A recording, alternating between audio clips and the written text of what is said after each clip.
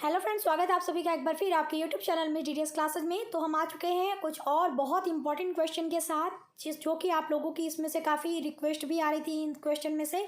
तो वीडियो को पूरा देखिएगा, पसंद आएगी तो लाइक शेयर और चैनल को सब्सक्राइब कर दीजिएगा। पीडीएफ चाहिए तो पीडीएफ की लिंक डिस्क्रिप्शन बॉक्स में अवेलेबल है। तो चलिए शुरू करते हैं ये वीडियो।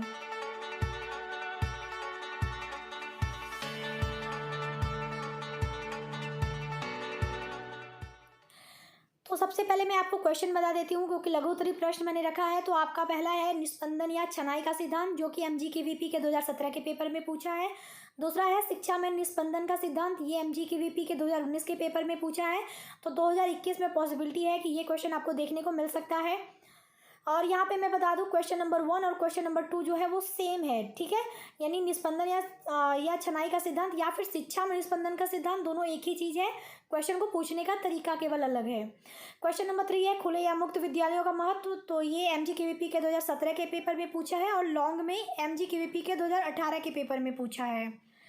तो यहाँ पे चौथा है त्रिभाषी सूत्र, जो एमजीकेवीपी के 2019 के लघु में पूछा है और लॉन्ग में एमजीकेवीपी के 2018 के पेपर में पूछा है। पांचवा है अपव्यय एवं अवरोधन की समस्या, ये एमजीकेवीपी के 2017 के पेपर में पूछा है। अब हम एक एक करके सारे प्रश्नों को देख लेते हैं। पहला है निस्पंदन या छनाई का सिद्धांत और क्वेश्चन नंबर 2 था शिक्षा में निस्पंदन का सिद्धांत। मैंने कहा था दोनों क्वेश्चन सेम है, इसलिए दोनों का साथ में आंसर लिखते हैं यहाँ पे। तो उत्तर में आप लिखेंगे निस्पंदन सिद्धांत या छनाई यानी छनन का सिद्धांत, या अधोगामी निस्पंदन सिद्धांत यानी फिल्ट्रेशन थ्योरी। तो ये जो है वो इतने नामों से जाना जाता है, तो कन्फ्यूजन में मत रहिएगा, ठीक है। आप बताते हैं कि होता क्या है। देखिए बहुत इजी है, केवल एक बार समझेंगे तो आपको लगेगा कि वाकई में ये बहुत इजी है। आप इसे अपने लैंग्वेज में भी लिख सकते हैं। तो हम यहाँ लिखेंगे निस्पंदन या छनाई शब्द अंग्रेजी के फिल्टर शब्द का हिंदी रूपांतरण है। इसका अर्थ छानना होता है। तो फिल्टर मीन्स छानना होता है, तो निस्पंदन या छनाई शब्द जो है वो फिल्टर का ही हिंदी रूपांतरण है। तो जिसका मतलब मैंने बताया कि छानना होता है। आगे लिखेंगे शिक्षा किसी एक खास वर्ग को दी जाए या संपूर्ण जनता को। आधुनिक शिक्षा पद्धति के निर्माताओं के समक्ष यह एक बहुत बड़ी समस्या थी। इसी समस्या को हल करने के लिए अधोमुखी या अधोगामी निस्पंदन सिद्धांत अपनाया गया।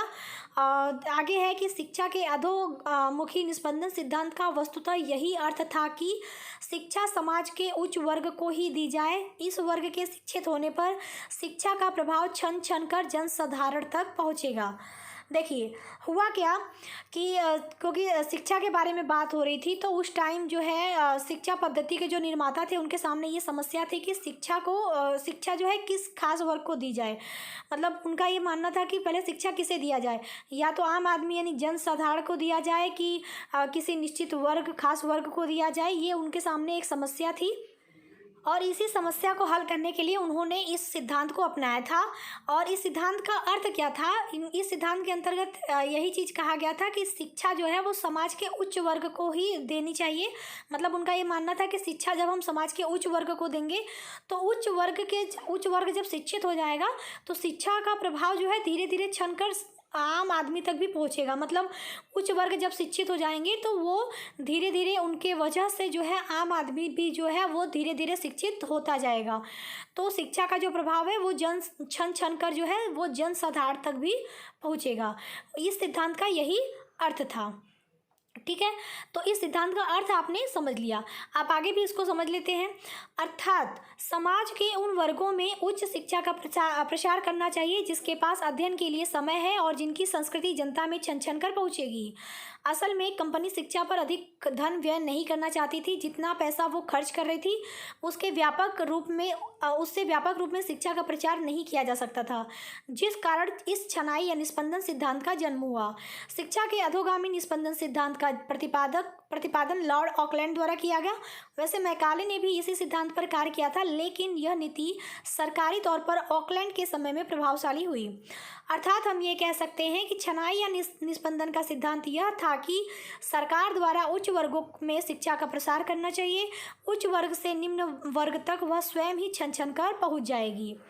यानी हुआ क्या कि जैसे अभी मैंने उसका अर्थ जो है वो बता दिया कि निस्पंदन या छनाई के सिद्धांत का अर्थ क्या था, कि जो है समाज के उच्च वर्ग को है जो शिक्षित किया जाए। उच्च वर्ग से जनसाधारण तक जो शिक्षा है वो खुद ही छन छन कर जो है लोगों तक पहुंच जाएगी।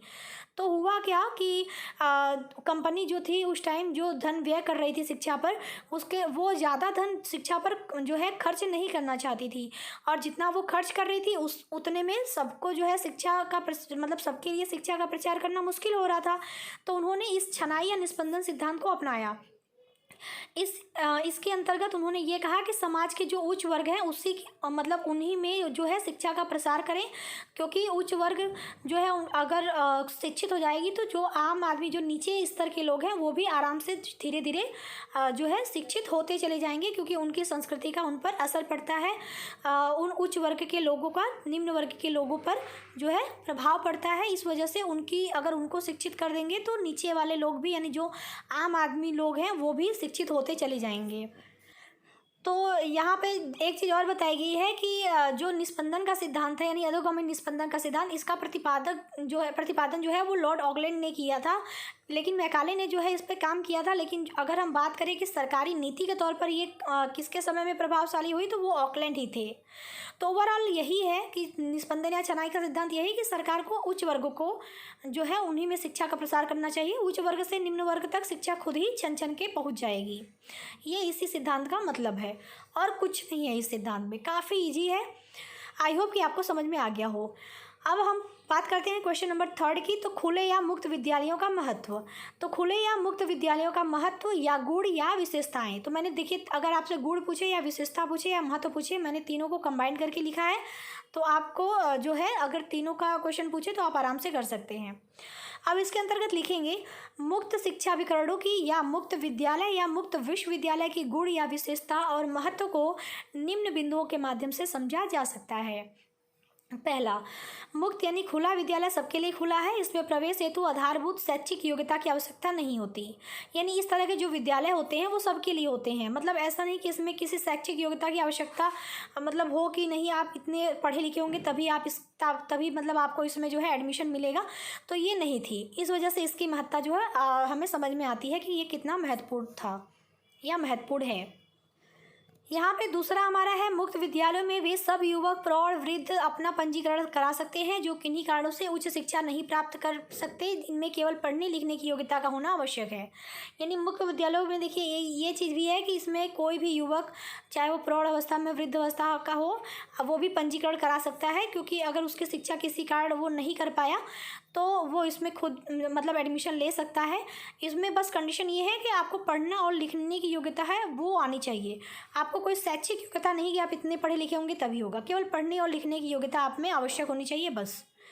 तीसरा है ऐसे नागरिक जो किसी न किसी व्यवसाय रोजगार या काम धंधों में लग जाते हैं उनको भी शिक्षा ग्रहण करने का लाभ प्राप्त हो जाता है। यानी इनके माध्यम से जो लोग रोजगार में हैं यानी व्यवसाय में हैं उनको भी शिक्षा जो है यहाँ से ग्रहण करने का जो लाभ है वो मतलब प्राप्त हो जाता है।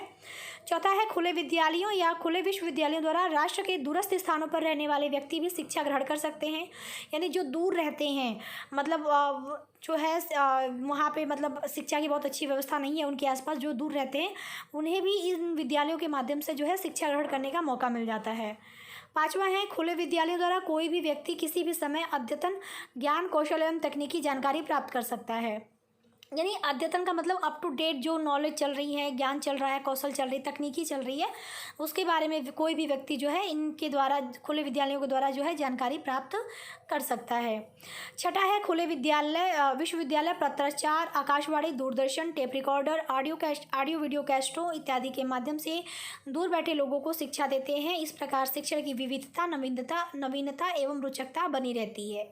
यानी ये जो विद्यालय है बहुत सारी चीज़ों का उपयोग करते हैं शिक्षा के माध्यम का, ताकि दूर बैठे लोग भी जो है इनकी वजह से मतलब इन जो आपके माध्यम है इन माध्यमों की वजह से शिक्षित हो पाए। तो अगर ये खुले विद्यालय इन माध्यमों का जब यूज कर रहे होते हैं तो इससे जो है शिक्षण में हमेशा नई नई चीज़ें यानी विविधता देखने को मिलती है, नवीनता भी देखने को मिलती है, साथ ही लोग इंटरेस्ट होते हैं मतलब लेते हैं, रुचि लेते हैं, तो ये रुचिकर भी होती है।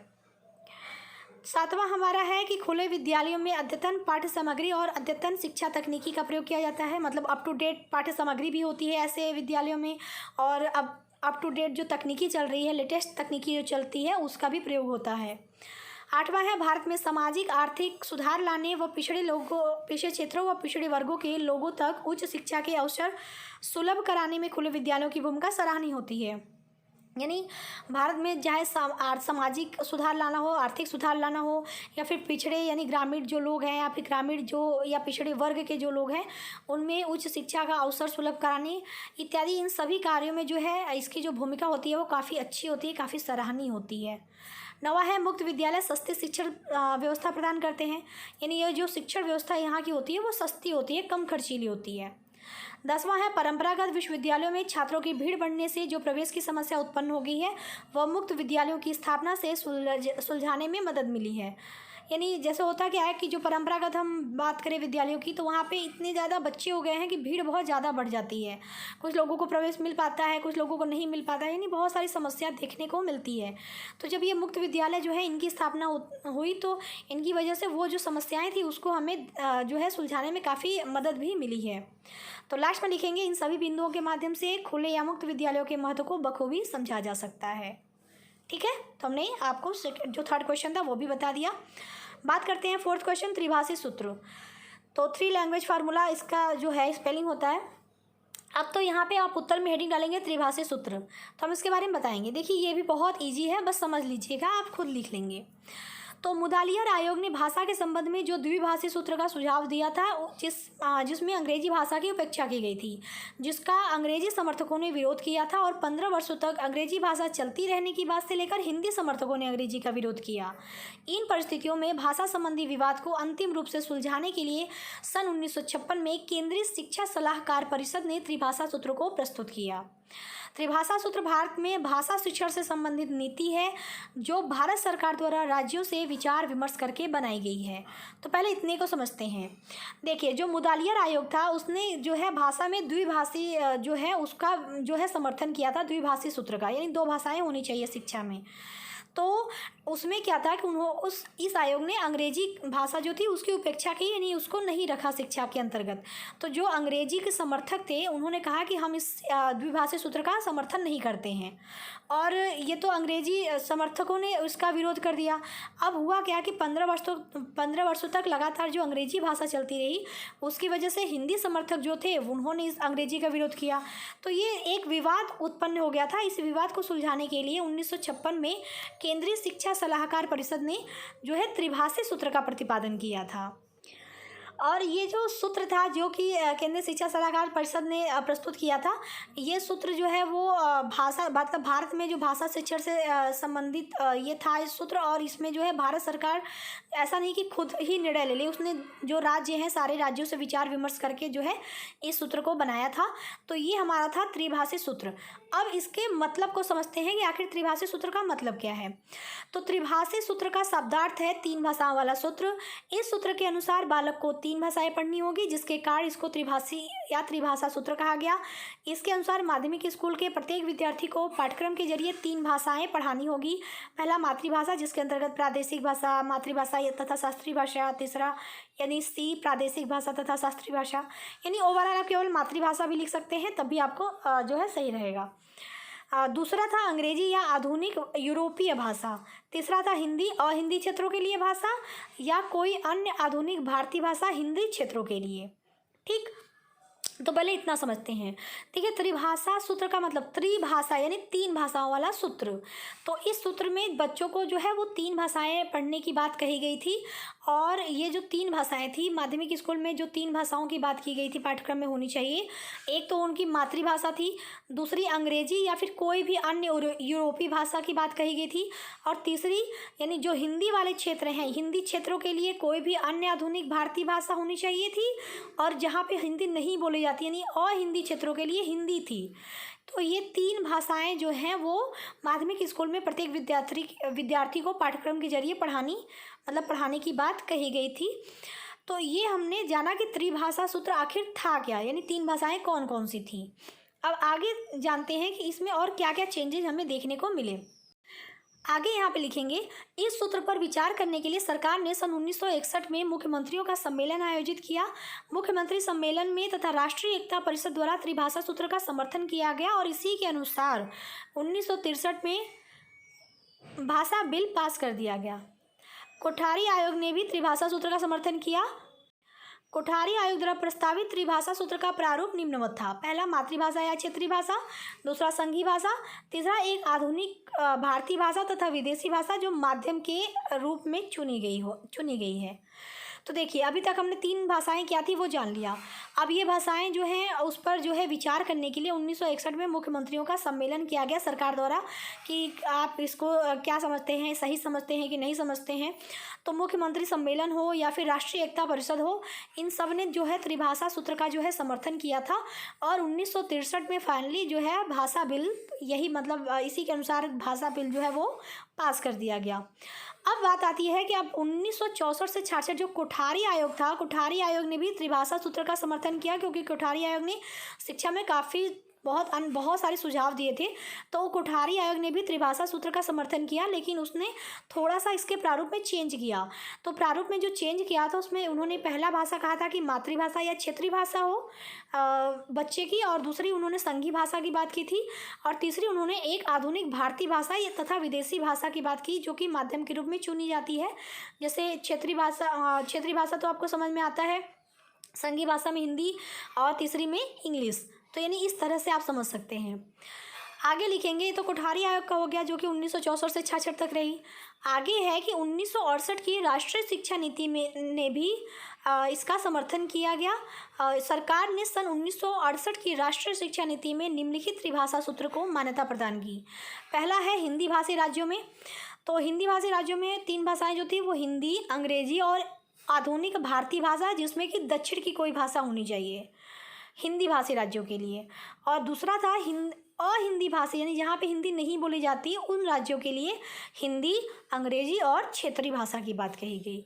तो 1968 की जो राष्ट्रीय शिक्षा नीति थी उसने भी त्रिभाषा सूत्र को मानते हुए जो है यहाँ पे त्रिभाषा सूत्र के लिए जो है बताया कि कौन कौन सी भाषा त्रिभाषा सूत्र होनी चाहिए। उन्होंने हिंदी भाषी राज्यों के लिए अलग दिया और अहिंदी भाषी राज्यों के लिए अलग त्रिभाषा सूत्र को बताया। तो ओवरऑल त्रिभाषा सूत्र का मतलब यही था कि हमारे शिक्षा पाठ्यक्रम में 3 भाषाओं का समावेश होना चाहिए। तो वो थोड़ा बहुत चेंज होता रहा। पहले आपके जो नॉर्मल त्रिभाषी सूत्र था जो 1956 में वो लागू किया गया, उसके बाद कोठारी आयोग ने थोड़ा सा उसको चेंज किया, फिर उसके बाद 1968 की राष्ट्रीय शिक्षा नीति ने भी अपने अकॉर्डिंग त्रिभाषा सूत्र का जो प्रारूप था उसको बताया। तो ये था आपका त्रिभाषा सूत्र। इससे ज़्यादा आपको कुछ नहीं लिखना है, इतना ही बहुत इनफ है। अब बात करते हैं क्वेश्चन नंबर 5 की, अपव्यय एवं अवरोधन की समस्या। तो उत्तर में हेडिंग डालेंगे अपव्यय एवं अवरोधन की समस्या। तो देखिए, पहले हम अपव्यय जानेंगे कि होता क्या है, फिर अवरोधन जानेंगे कि होता क्या है, फिर अपव्यय के समस्या के क्या कारण और क्या उपाय होंगे दूर करने के इसके, और उसी तरह अवरोधन की समस्या के क्या कारण है, किस तरह इसको दूर किया जा सकता है, उसके उपाय भी देखेंगे। तो पहले हम जानेंगे अपव्यय क्या है। तो लिखेंगे अपव्यय का शाब्दिक अर्थ है फिजूल खर्च। शिक्षा के क्षेत्र में इसका प्रयोग इसी अर्थ में होता है। जब कोई बच्चा किसी पाठ्यक्रम यानी माध्यमिक, प्राथमिक अथवा उच्च में प्रवेश लेने के बाद उसे पूरा किए बिना बीच में ही छोड़ देता है तो उसे अपव्यय कहते हैं। अपव्यय इसलिए कहते हैं क्योंकि बच्चों के प्रवेश लेने से पढ़ाई बीच में छोड़ने तक जो समय, शक्ति और धन व्यय हुआ वह व्यर्थ चला जाता है। भारत में इस ओर सबसे पहले ध्यान प्राथमिक शिक्षा के संदर्भ में हटार्क कमेटी 1929 ने आकर्षित किया। देखिए, अपव्यय का मतलब क्या है, फिजूल खर्ची। तो होता क्या, अपव्यय का मतलब कि जैसे बच्चा जो है विद्यालय में एडमिशन लिया, ठीक है, किसी पाठ्यक्रम, चाहे वो प्राथमिक में, माध्यमिक या उच्च शिक्षा के पाठ्यक्रम, ठीक है, उसमें वो प्रवेश लिया और प्रवेश लेने के बाद जो है अपनी पढ़ाई पूरी करने के बजाय वो पढ़ाई बीच में ही छोड़ दिया, तो वो क्या होता है, वो अपव्यय है एक तरह का। अपव्यय इसलिए कहते हैं क्योंकि जितने समय वो पढ़ा उतने समय उसकी, क्योंकि बीच में ही छोड़ दिया तो पढ़ाई पूरी हो नहीं पाई, तो जितने समय तक पढ़ा उसमें जो भी समय, शक्ति और धन का जो है व्यय हुआ यानी खर्चा हुआ वो तो मतलब बेकार चली गई, व्यर्थ चली गई। तो अपव्यय की समस्या भी हमें शिक्षा में देखने को मिलती है। अवरोधन का क्या तात्पर्य है, तो अवरोधन का शाब्दिक अर्थ है रुकावट। शिक्षा के क्षेत्र में भी इसका प्रयोग इसी अर्थ में होता है। जब कोई बच्चा किसी एक निश्चित समय के पाठ्यक्रम को उससे अधिक समय में पूरा करता है तो उसे अवरोधन कहते हैं। अवरोधन इसलिए क्योंकि इसमें किसी एक निश्चित समय में पाठ्यक्रम को उतने ही समय में पूरा करने में अवरोध होता है। छात्र के अध्ययन के क्रम में रुकावट आती है, समय, शक्ति और धन का अधिक व्यय होता है।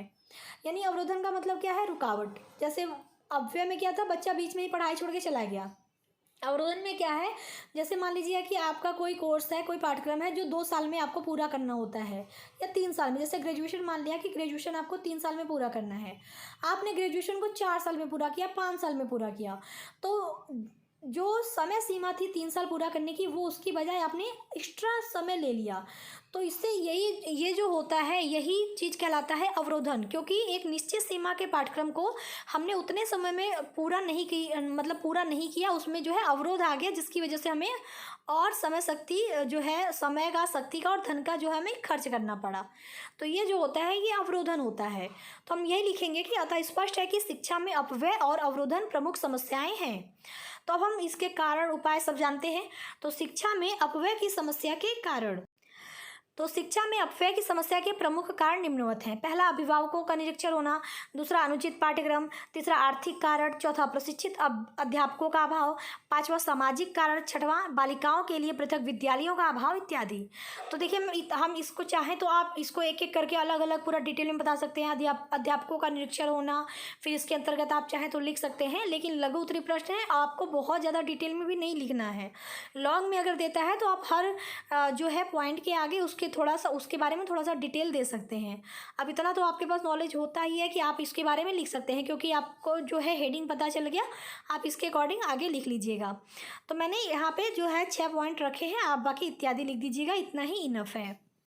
अब बात करते हैं शिक्षा में अपव्यय की समस्या को दूर करने के उपाय। तो शिक्षा में अपव्यय की समस्या को निम्न उपायों के माध्यम से दूर किया जा सकता है। पहला, शिक्षण व्यवस्था में सुधार। दूसरा, विद्यालयों को आकर्षण का केंद्र बनाया जाए। तीसरा, पाठ्यक्रम में सुधार करके। चौथा, अभिभावकों की शिक्षा व्यवस्था करके। पांचवा, आर्थिक समस्या का निवारण करके। छठवां, सामाजिक समस्याओं को हल करके। सातवां, शिक्षा प्रशासन में सुधार करके इत्यादि। तो इसमें भी देखिए मैंने सारे हेडिंग लिखे हैं, आप इसके बारे में चाहे तो डिटेल में भी बता सकते हैं, लेकिन हमने कहा कि लघु उत्तरीय प्रश्न है तो आपके पास शब्द सीमा होती है, इसलिए आपको केवल यहाँ जो पॉइंट मेजर पॉइंट थे मैंने वो यहाँ पे आपको बता दिया।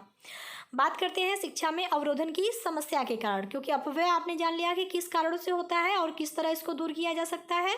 तो अब जानते हैं अवरोधन की समस्या के क्या कारण है। तो लिखेंगे, शिक्षा में अवरोधन की समस्या के प्रमुख कारण निम्नवत हैं। पहला, बाल विवाह। दूसरा, अनुचित वातावरण। तीसरा, जटिल पाठ्यक्रम। चौथा, विद्यालय प्रवेश की अनियमितता।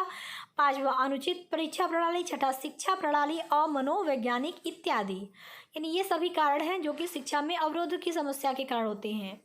तो ये सारे पॉइंट को आप चाहें तो डिटेल में भी लिख सकते हैं। देखिए, एक पॉइंट में जैसे मैं समझा रही हूँ कि बाल विवाह, तो बाल विवाह क्या होता है, अगर जैसे बच्चा पढ़ रहा है, ठीक है, वो किसी क्लास में एडमिशन लिया है, बाल विवाह हो गया, तो वो क्या हुआ कि उस क्लास को अगर वो 1 साल का है, एक साल में पास ना करके उसको वो 2 साल में पास कर रहा है, तो बाल विवाह कहीं ना कहीं प्रभावित कर रही है इस चीज़ को, यानी शिक्षा में अवरोध उत्पन्न कर रही है बच्चे के। तो इसी तरह चाहें तो आप जो है बाकी के जो मैंने पॉइंट लिखे हैं उसके बारे में भी आप थोड़ा चाहें तो डिटेल दे सकते हैं, अदरवाइज इतना ही इनफ है। अगला हमारा है शिक्षा में अवरोधन की समस्या को दूर करने के उपाय। तो अब अवरोधन की समस्या को दूर किस तरह किया जाए, तो लिखेंगे, शिक्षा में अवरोधन की समस्या को निम्न उपायों के माध्यम से दूर किया जा सकता है। पहला, पाठ्यक्रम के विषयों को कम करके सरल बनाया जाए। दूसरा, विद्यालयों के वातावरण को आकर्षक बनाया जाए। तीसरा, प्राथमिक विद्यालयों में प्रवेश की योग्यता तथा आयु आदि का निश्चय किया जाए। चौथा, शिक्षा प्रणाली अत्यंत मनोवैज्ञानिक तथा आकर्षक हो। पांचवा, बाल विवाह के निषेध का पूरा प्रयत्न किया जाए। छठा, अधिक प्रशिक्षण केंद्र खोले जाए तथा प्रशिक्षित अध्यापकों की ही नियुक्ति की जाए। सातवां, अध्यापकों में विद्यालयों में अध्यापकों की संख्या बढ़ाई जाए इत्यादि। यानी ये सारे उपाय करके हम शिक्षा में अवरोध की जो समस्या है उसको भी दूर कर सकते हैं। तो ये मैंने पूरा जो आपको जो 5 क्वेश्चन थे, मैंने 5 क्वेश्चन के हिसाब से ये हमारा पार्ट 3 था। तो मैंने कोशिश की है कि आपको इम्पोर्टेंट जो भी क्वेश्चन है उसको सॉल्व करा दूँ। तो अगर उम्मीद करती हूँ कि आपको जो है सारा कुछ समझ में भी आया होगा और पसंद भी आई होगी वीडियो। तो रिक्वेस्ट करूँगी, पसंद आई हो तो लाइक, शेयर और चैनल को सब्सक्राइब कर दें। अभी के लिए बस इतना ही, मिलती हूँ नेक्स्ट वीडियो में, तब तक के लिए टेक केयर, बाय बाय, जय हिंद।